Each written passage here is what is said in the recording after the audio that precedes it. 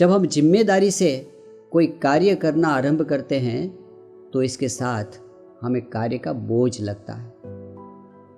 जब हम कार्य शुरू करते हैं तब हमें परिणाम का भय लगता है। इसका परिणाम क्या होगा? हम सफल रहेंगे या विफल रहेंगे? अगर हम सफल हो गए तो इसका अहंकार होता है, यह काम मैंने किया, यदि मैं न होता तो यह न होता।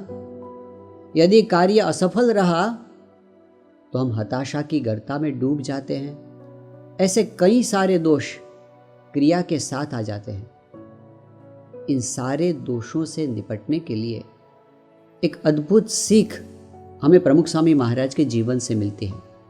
हम एक प्रसंग को देखें। प्रमुख स्वामी जी महाराज राजकोट में विराजमान थे और उस समय ऑल इंडिया रेडियो के एक डायरेक्टर स्वामी जी से मिलने के लिए आए थे। प्रमुख स्वामी जी महाराज एक मीटिंग में व्यस्त थे, इसलिए प्रतीक्षा खंड में वे एक संत के साथ बैठे थे और कुछ वार्तालाप हो रहा था।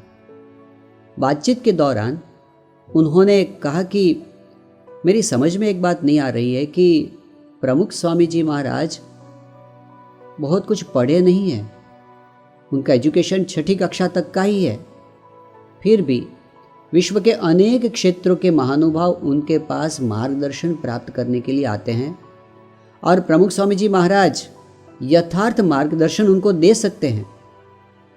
इतने बड़े बड़े काम उनके द्वारा कैसे होते हैं, यह मेरी समझ में नहीं आ रहा। यह बातचीत हो रही थी, उसी दौरान प्रमुख स्वामी जी महाराज से मिलने के लिए जाना हुआ। जब स्वामी जी के साथ मुलाकात चल रही थी तब साथ में जो संत थे उन्होंने स्वामी जी से कहा कि स्वामी जी, ये जो डायरेक्टर साहब पधारे हैं उनके मन में एक सवाल है। कहते हैं कि आप इतने पढ़े लिखे तो नहीं हैं, फिर भी आपके द्वारा इतने बड़े बड़े काम कैसे हो रहे हैं, वह उनकी समझ में नहीं आ रहा। यह प्रश्न सुनकर प्रमुख स्वामी जी महाराज भी हंसने लगे। उन्होंने कहा कि साहब, मेरी भी समझ में नहीं आ रहा है। इतना कहने के बाद उन्होंने एक सिद्धांत समझाया।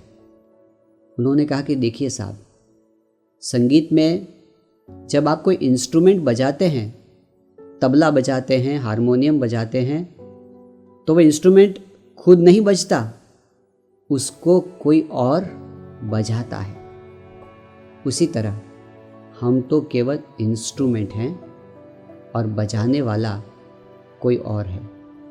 प्रमुख स्वामी जी महाराज का यह संदेश है कि अगर हम भी यह सीख जाए कि हम इंस्ट्रूमेंट बन जाए, बजाने वाला और है, तो क्रिया में न तो बोझ होगा, न भय होगा, न अहंकार होगा, न हताशा होगी और हमारा कर्म ही कर्म योग बन जाएगा।